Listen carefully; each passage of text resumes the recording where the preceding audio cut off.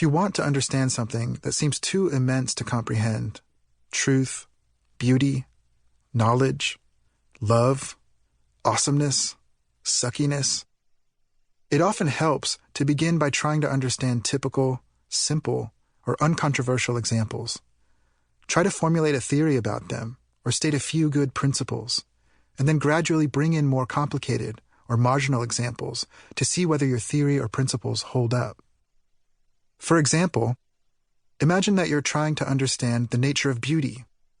It's usually a good idea to begin by thinking about clearly beautiful things, or things that people tend to agree are beautiful, like sunsets or classical sculpture. And when you have some good ideas about what makes these things beautiful, you can begin to consider more difficult cases like abstract painting, minimalist music, or social practice art. Jeremy Fry's grand gesture at the Celtics game is awesome. But it is also a fairly unique event. Focusing on it too much can make awesomeness seem rare and difficult, but it's not. There's the potential for awesomeness and suckiness in many of our simplest everyday interactions. So let's start there. Social openings. Consider how you might normally order a coffee at your local cafe. Employee. Hi, what can I get for you today? You. I would like a large coffee, please. Employee. All right, that'll be $2, please. You. Here you go. Employee. Here you go. Have a nice day. You. Thanks, you too. There's nothing remarkable about this interaction, which simply follows familiar conventions of consumer exchange. The employee plays his role as employee, and you play yours as coffee shop customer.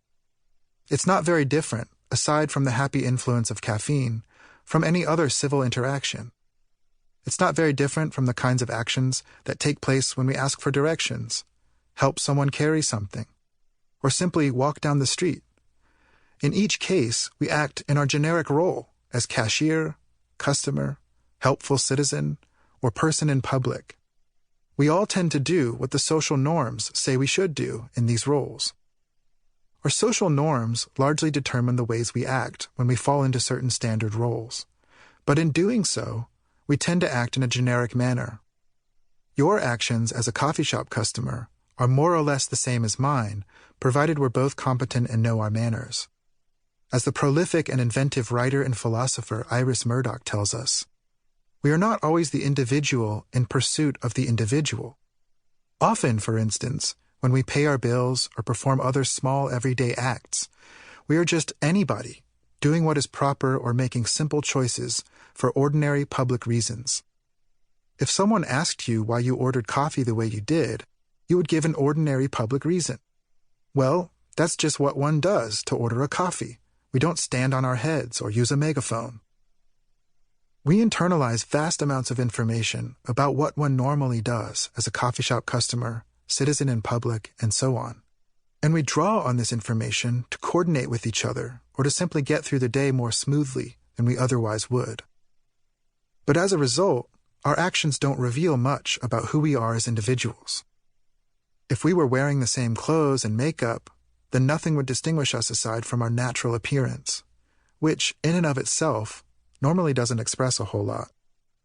Your individuality is constituted by your aspirations, your cherished beliefs, what you love and value, your sense of humor, your talents, whether you're shy or intense, your taste in food, music, and clothes, and so on.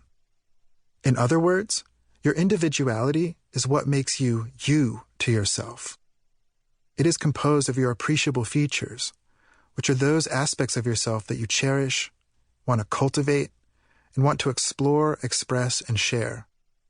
But they are also the ones that it makes sense to value, the ones that really are worthy of appreciation, cultivation, and exploration.